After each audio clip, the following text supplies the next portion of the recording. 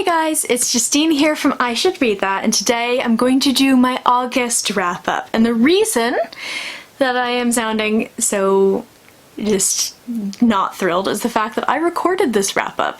Well, I should say I did this wrap-up, and I didn't hit the record button, which is good fun. So I'm basically sitting here like, record light is on, microphone is on, we should be good to go. I'm so annoyed. Barring any further technical difficulties, this should be a really good wrap-up because I not only read a ton of books this month, I also did the newts this month. I'm not sure if I finished the newts or not. We'll find out. I'll go through at the end and figure out if I can get enough prompts together to say that I did finish the newts, but I read a lot of really interesting stuff. I DNF'd a couple of things, including a book I was really excited for, and most of these are fantasy. We have one science fiction book in here, and that's it. The rest are two science fiction books in here, and the rest are fantasy. A couple of young adult books, a couple of audio books. It was a really good month for reading, and it was a really interesting one. I ended up reading 11 books, which is a bit above my average. I'm usually at 8 to 10 books a month, so this was a really great month for reading, helped in part by a couple of graphic novels and a couple of novellas that I read, but it all counts. So what I'm going to do is start with the DNFs, and then I'm going to go through the rest of these in order, and then I'm going to figure out if I actually managed to finish my newts. So I'm going to go ahead and get started with the DNFs. So the very first book that I DNF'd is one that's not necessarily bad. It just wasn't gripping me, and I DNF'd it about halfway through. This is What She Found in the Woods by Josephine Angelini.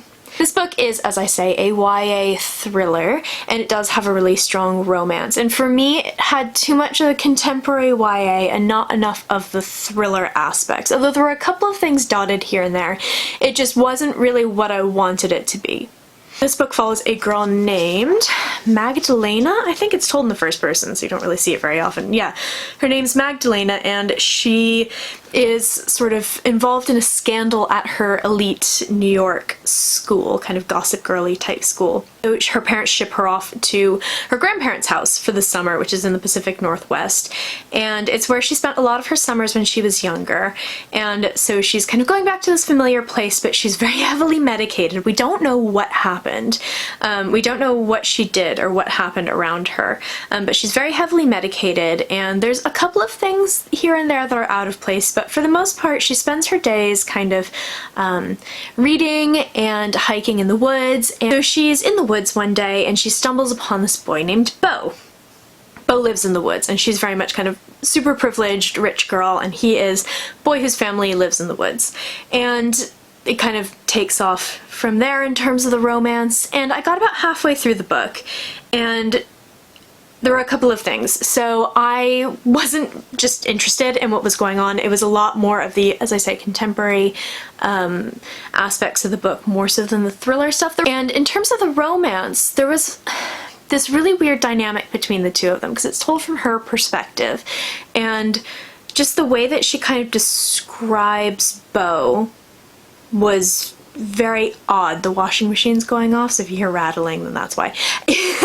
The way she describes Beau and she talks about him, she calls him a wild boy, which I looked up, and I don't think it's an actual, like, term, and it sounded kind of insulting to me.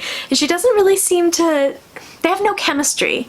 She just seems to like him because he's different from everyone else that she knows, which is fair enough, but, like, something about it just didn't work, especially when that romance is meant to be a huge part of the book. So I didn't really enjoy this. I think I gave it about 150 pages. It's just over 300. I skipped ahead a little bit, and it looks like the kind of twists and turns and stuff of the thriller just weren't going to interest me much anyway. My next DNF is one that I was actually really excited for, and I'm really upset. I was so pumped to get a copy of this book at Yalk. It comes out in September. It comes out actually probably right around the time that this video will go up. And it was in my exciting September releases video, and I didn't like it, and I'm so sad. I'm sorry this is really whiny, but I'm so disappointed in American Royals by Katharine McGee. This book takes a very, very simple concept and is basically, what if George Washington didn't declare himself president or become president of the United States. Instead, he declared himself king of the United States, and these are basically his descendants in the modern day. And I think that this ultimately fell flat for me for a couple of reasons. First of all, I didn't realize that this is by Catherine McGee, who wrote a book called The 1000th Floor, which I really did not like. One of the main reasons for me not liking that book, which is very, very different. It's a kind of sci-fi Gossip Girl type thing, and it's got a romance in it between the main character and her adopted brother, which is all kinds of stuff I don't like. I don't enjoy step-sibling romances, and I don't enjoy adopted sibling romances. They freak me out. If you like them, then party, that's awesome, but they're not my thing. So I really didn't enjoy that. So I should have known going in that there might be a romance that I don't enjoy in this book, and one of the multitude of romances is a cheating romance, which I do not like at all. I really, really, really dislike that. So I was not thrilled with that. But also, this book should have been an adult book. It should not have been a YA book, because as a YA book it was honestly quite boring. It was not interesting. A lot of the kind of scandal and like affairs and sex and craziness was totally toned down to a point where it just didn't really feel like there's a point to this book. I feel like this book should have been an adult book, and if it was an adult book, I feel like it would have been really, really, really good fun. However, this turned out to be super boring, so I've talked about it a lot for a book that I didn't necessarily enjoy and that I DNF'd, so I'm going to stop now. But if you like contemporary books, you might like these two more than me. If you like contemporary YA, but these just did not do it for me. Okay, so now we're gonna go for the books that I did read and complete this month. The first book that I read is one that I've been wanting to read for a while, and The Newts was the perfect opportunity for that. So I read Annihilation by Jeff Vandermeer, which is a science fiction book and is a film that I really, really enjoy, but this didn't quite hit the mark for me. It's a brilliant book, and it's beautifully written, and there's a lot that I appreciate about this book, but I don't think I'm the right reader for it. Annihilation follows an unnamed character who we call the biologist on the 12th expedition into the Southern Reach, or Area X, which is a part of kind of the eastern seaboard of the United States. It's been taken over by this sort of presence. They are the 12th expedition. All of the other expeditions have ended very, very poorly for everyone involved, and so there's a lot of tension here, a lot of tension between the characters because of they know what has happened with the other expeditions. Things have gone horribly wrong, people have gone insane, all of this. So she's basically writing in a journal. They're all writing in journals, and this is her thoughts as she goes through Area X. And there's a lot of questions that don't get answered. So if you're one of those people, which actually I'm not, I usually don't mind if things are left open-ended, but this was maybe a little too open-ended. So if you're one of those people who doesn't like it when books don't answer questions, and maybe you have more questions at the end than you did at the beginning, this is probably not going to be the book for you. It's also real weird. It's super, super, super weird. It doesn't really make a lot of sense in a lot of ways, but the thing that I did enjoy about it is the writing is brilliant. There are some parts of it are just phenomenal. I gave this 3 out of 5 stars. As I said, there are parts of it that I really, really enjoyed and could appreciate, but I don't think that I'm the right reader for this. I probably won't continue with this series, but if I do, I'll get them from the library. I won't buy them. Next up, we have a middle grade novella. It's a sci-fi book as well, and I could not turn off my adult sci-fi brain for this one, so I didn't enjoy it as much as I think other readers will. So I would still recommend it for readers who like middle grade, like science fiction, and like these kinds of really sweet stories of friendship and adventure. This is The Starlight Watchmaker by Lauren James. Lauren James wrote a book called The Loneliest Girl in the Universe, which is one of my favorite books, and it's a YA sci-fi book that is much different than I thought it would be, let's just say that. And it was one of my favorite books of 2017, so I was very, very excited to get my hands on this little book. It's super cute, it's super, like, sweet, the cover's great, and it's by Barrington Stoke, who are a publisher who specialize in books for dyslexic readers and for kind of reluctant young readers. So I love so much about this book going in. However, I think that because I read so much adult sci-fi, there were a lot of things that just didn't work for me with this. This book follows a android named Hugo, and he is a watchmaker. He lives on this planet that is basically an academy for the kind of wealthy elite of the galaxy, and he is minding his own business. He is perfectly content with his life in his little room in his little shop, and one day one of these students kind of breaks in the door in a huge huff because his watch has been broken, something is going wrong, and he has his exams. Everything kind of changes from there. I love the world building. I think the world building is amazing. She does such a good job with the alien species and the planets that they're from, and the kind of laws and regulations around androids, because of course Hugo's an android, and there was a lot to love about this. And I think that if you're someone who's a little bit less sci-fi minded than me, you're going to absolutely adore this book.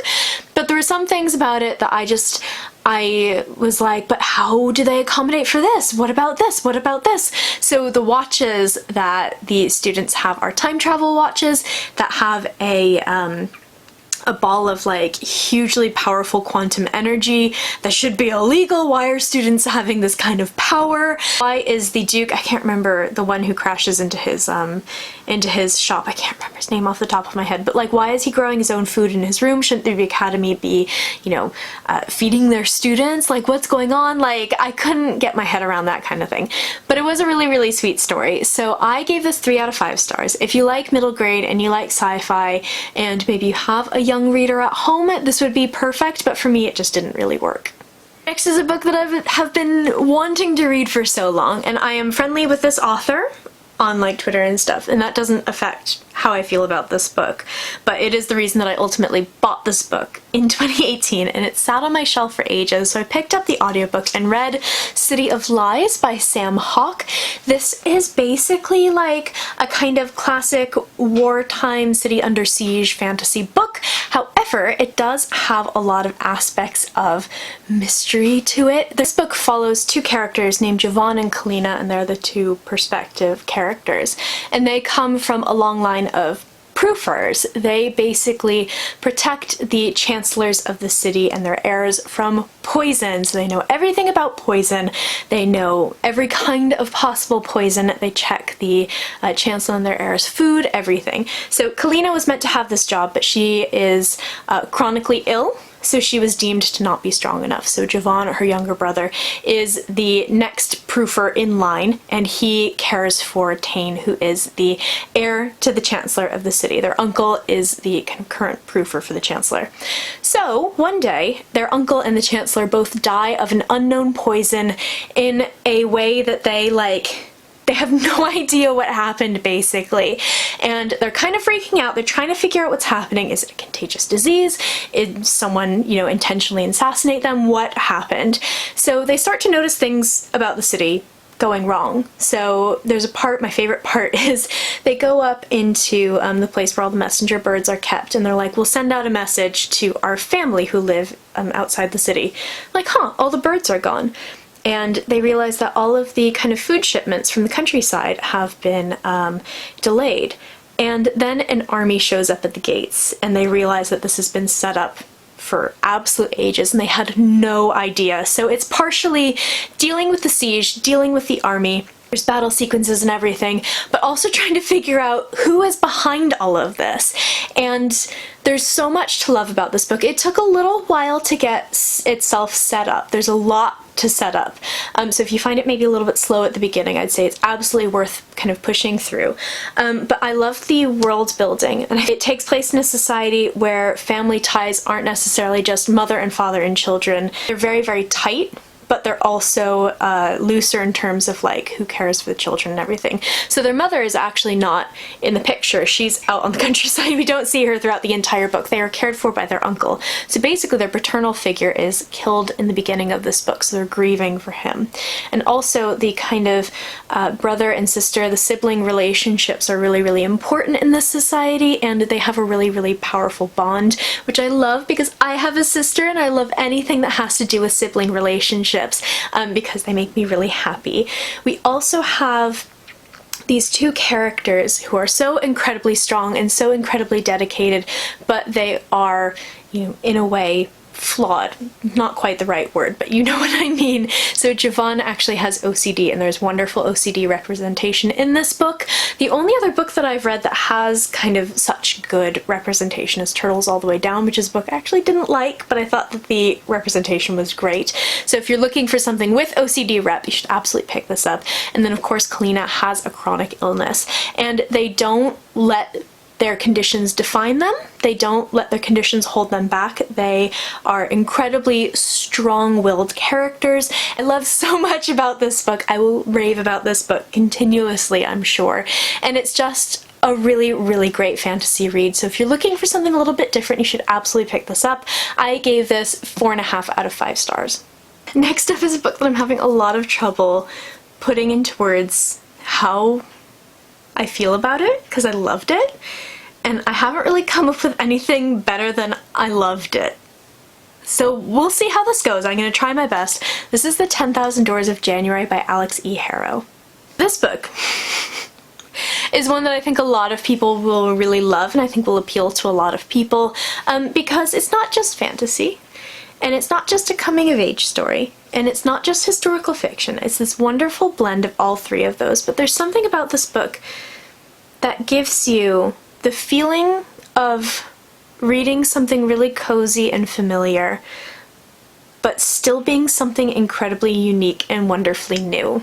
So The 10,000 Doors of January follows a girl named January, as the name implies, and she is looking back and reflecting on her life ever since she was 7 years old, when she discovered a doorway to another world. So she is kind of dealing with the fact that not only does she know there's something else out there, and she has this wonderful sense of adventure like many 7-year-olds, but she's also the ward of this man named Mr. Locke.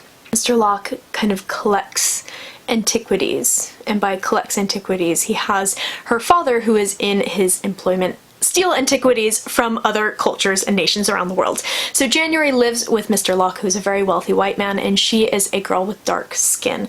And it's turn of the century America. It takes place, I think it starts off in 1901 or so, and there's obviously a lot to unpack here with that.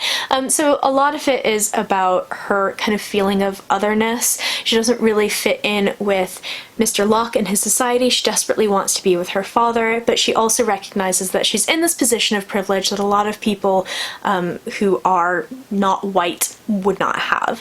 So that's part of the story. The other part of the story is she finds a book called The 10,000 Doors, and it's one man's account of his experience with the doors that she has seen, that she has discovered, but he is from another world. He is not from our own world.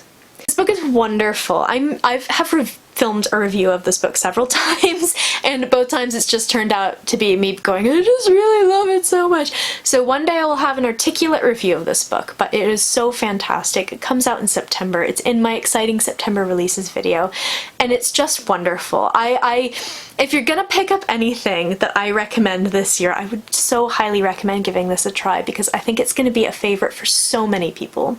I'm giving this 5 out of 5 stars. I'm sure you can probably tell it's just a phenomenal read. Next up is the first YA book that I finished this month, and I ended up loving, even though it's kind of a funny one. This is The House of Salt and Sorrows by Erin A. Craig. This is a YA fantasy book, and it is a retelling of my favorite fairy tale. Finally, we've got a retelling of the 12 Dancing Princesses, which I love and have always loved. I've loved the idea of the princesses going out and dancing their shoes out and like coming back in the morning and kind of sneaking off and everything. I've always loved that story. And I've always been moaning about the fact that there hasn't been a 12 Dancing Princesses retelling. Now I've finally got one, and I really, really enjoyed this book. The House of Salt and Sorrows follows a girl named Anna Lee, and it opens with the funeral of her 4th sister to have died over the past 5 years. She's lost her mother, now she's lost 4 of her 12 sisters. So she is obviously grieving, her household is grieving, and her father's new wife wants to kind of throw off all of the mourning, all of the kind of ceremony around mourning, because they just don't get to live their lives because they're always in mourning. People think that the family's cursed, and she is pregnant, and so they kind of reluctantly come out of mourning, and Anna Lee begins to have these kind of ghostly visions of her dead sisters, and she's beginning to suspect that they did not die through accidental means. She thinks that they were murdered. At the same time, her surviving sisters discover a sort of almost like fae ball, and they go and they dance the night away, and they keep it a secret from the rest of the family. And everything kind of converges into this murdery, gory, wonderful goodness that I just loved. This is dark YA fantasy, and I'm so happy I've got dark YA fantasy in my hands, because I feel like a lot of YA doesn't quite go dark enough. I am a grimdark fan, as we'll see later on in this wrap-up. So I feel like this was a fantastic kind of next step into like gory, murdery YA, and I'm so happy about it.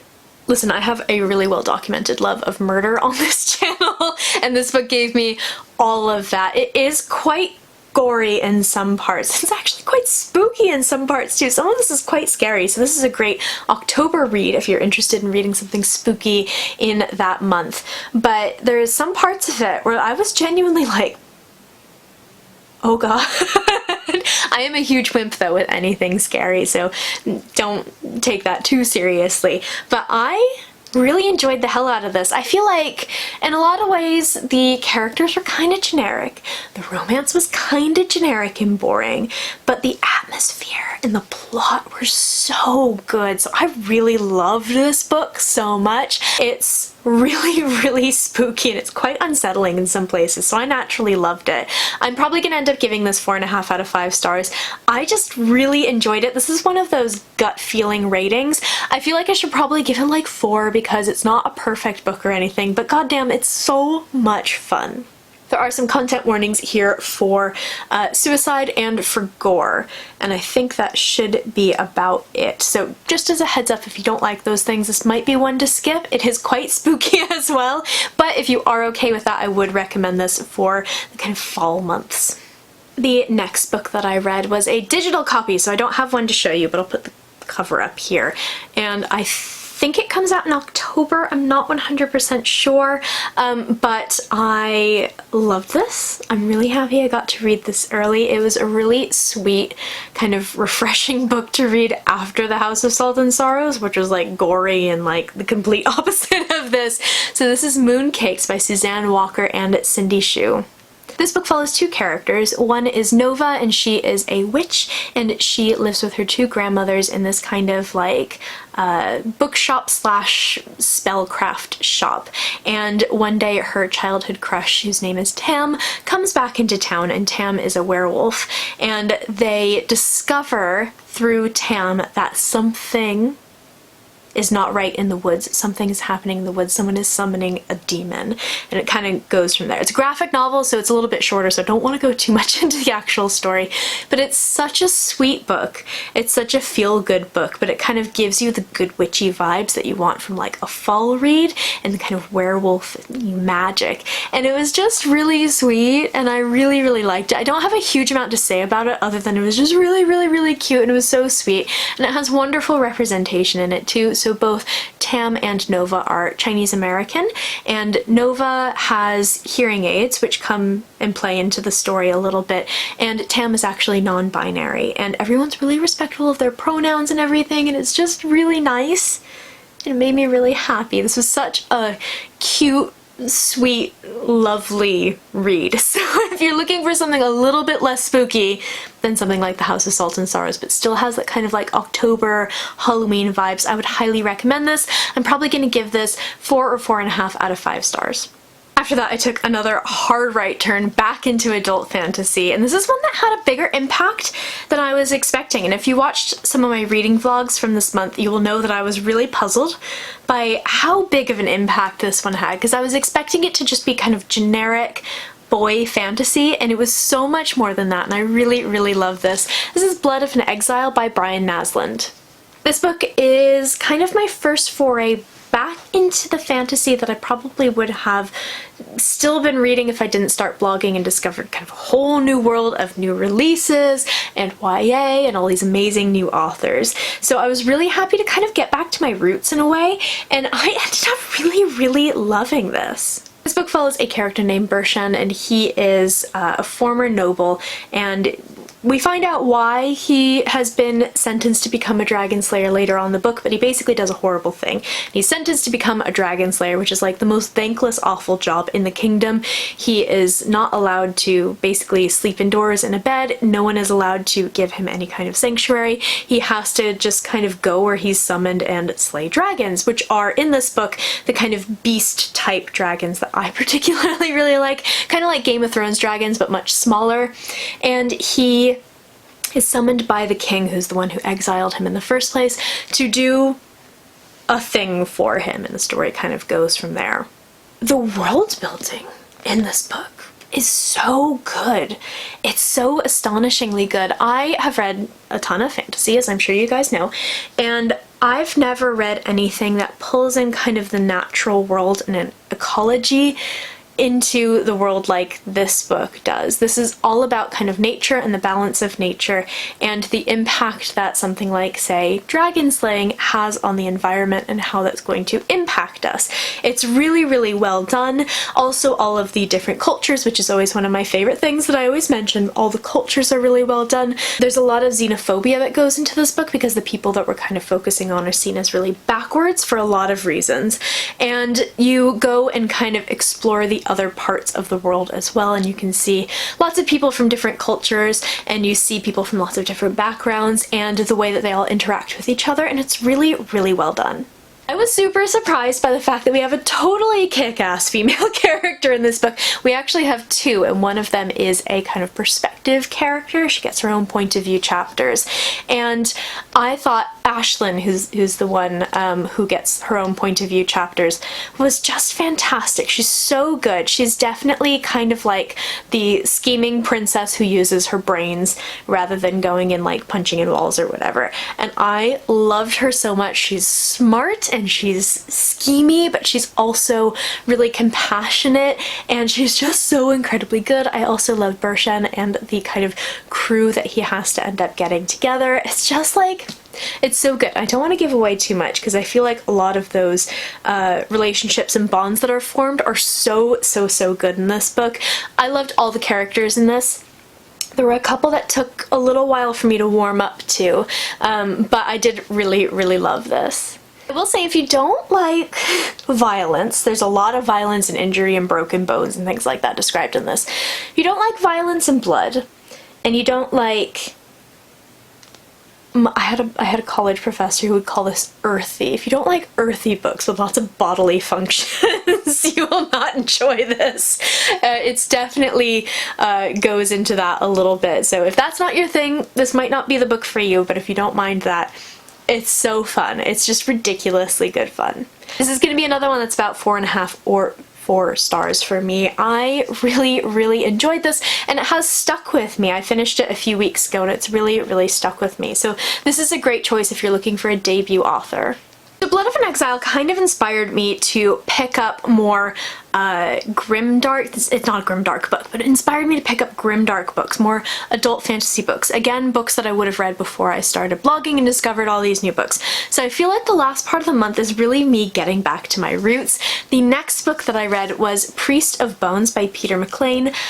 I loved this. This is a grimdark book, and this is not the place to start if you've never read grimdark. I would say read some Joe Abercrombie or something first, because this is real grim.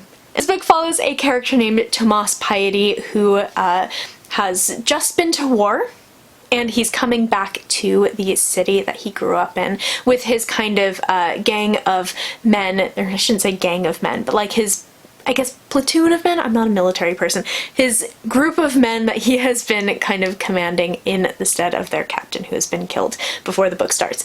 And he is a priest of the kind of goddess of soldiers. So he is marching back to the city that he's from, where he's basically a gangster. He talks about how he's a businessman and he owns all of these businesses, and he's basically a gangster. But when he comes back, he discovers that all of his businesses have been taken over in his absence. So this book is all about him fighting to take them back and get his position back.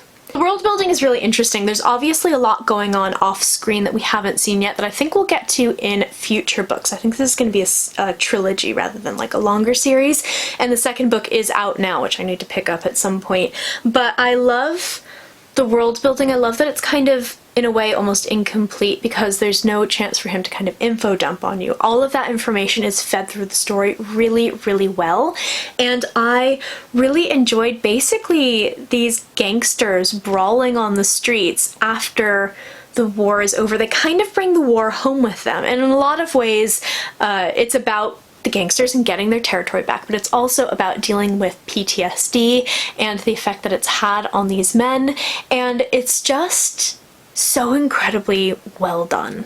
I really liked Tomas, and I liked a lot of characters within his gang as well, and I really liked his brother is a big part of this book, and he and his brother are complete opposites. His brother's kind of a douchebag, but he loves his brother and he wants to do right by him, but his brother is very, very, very affected by PTSD, and that's a huge part of the book, and I just absolutely adored it. I really loved everyone. They're all so morally gray. They're not really even morally gray. They're all bad people in terms of like our modern society, but they live by this kind of moral code that they set for themselves, and they don't deviate from that code, and that's always a trope that I really love. I will say this book has a ton of content warnings that go with it, so again, if you have not read any grimdark, this is not the place to start. Not the place to start.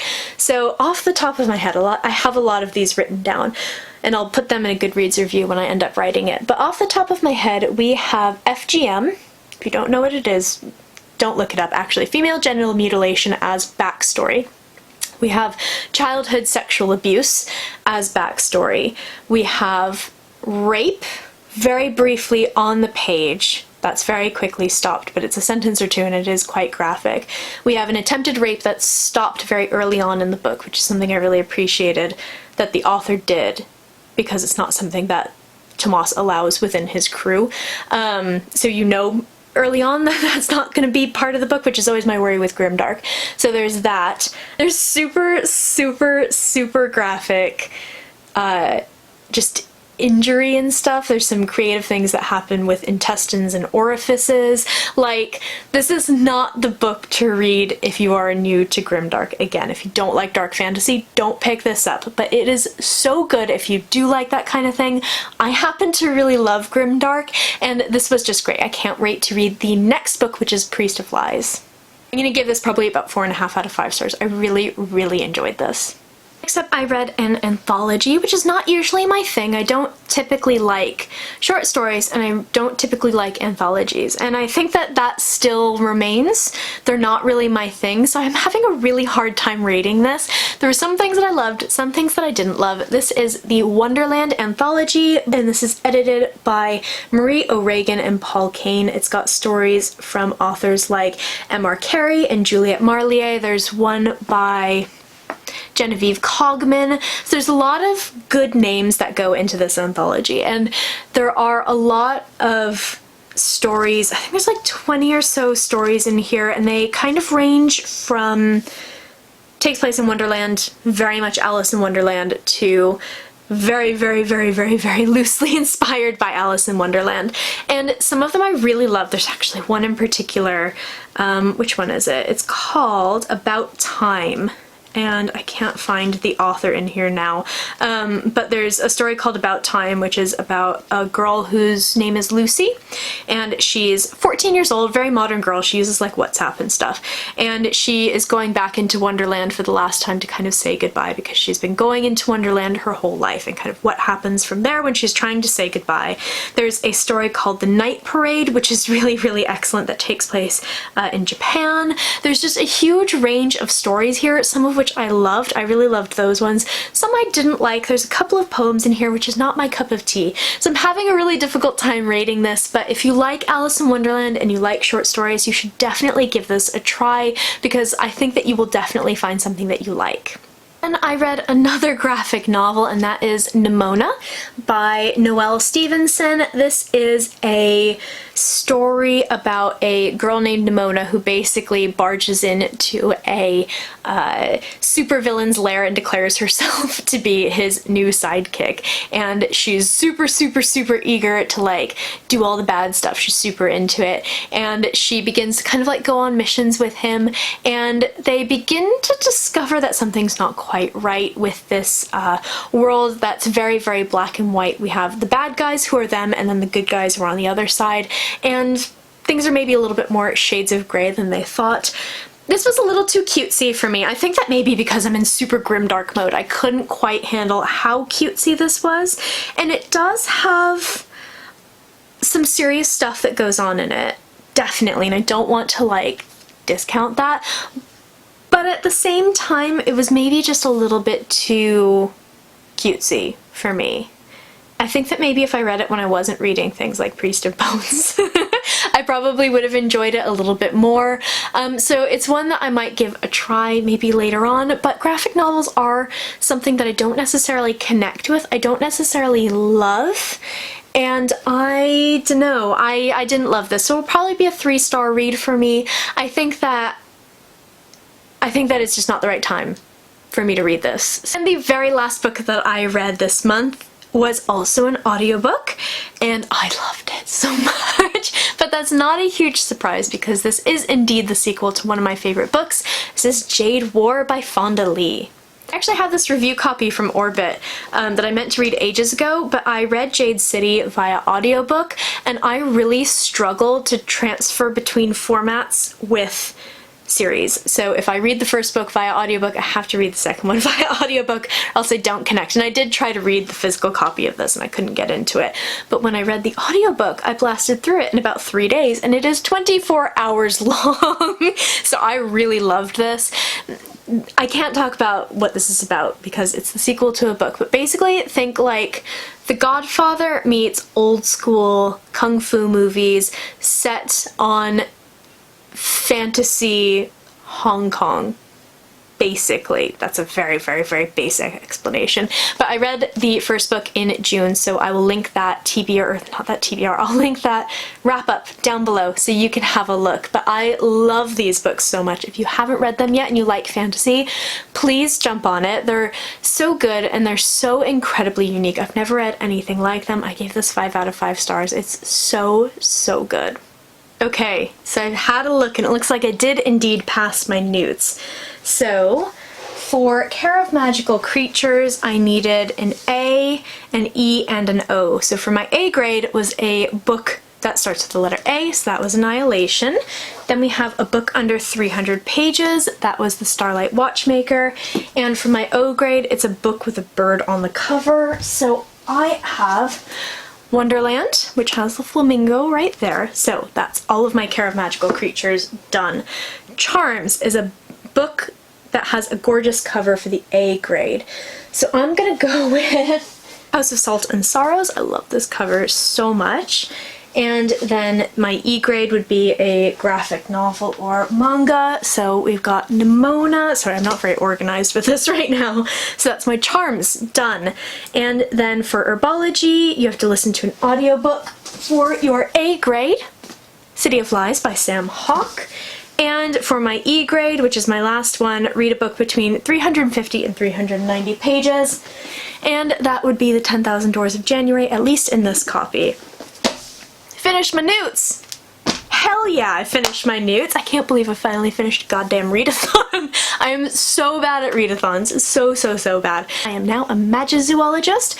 I take care of all of the magic dragon cat things, and my life will be wonderful.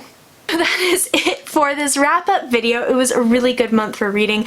I had some amazing reads in here, I had some disappointing reads, but it all around turned out to be a very, very good month, and I'm very pleased with how much I read. I would love to know in the comments below what you read in the month of August, if you did your newts, if you completed or didn't complete, if you've read any of these books, if they're in your TBR, definitely let me know. I post bookish content to this channel fairly frequently, so go ahead and hit subscribe, check back soon, and I will see you next time.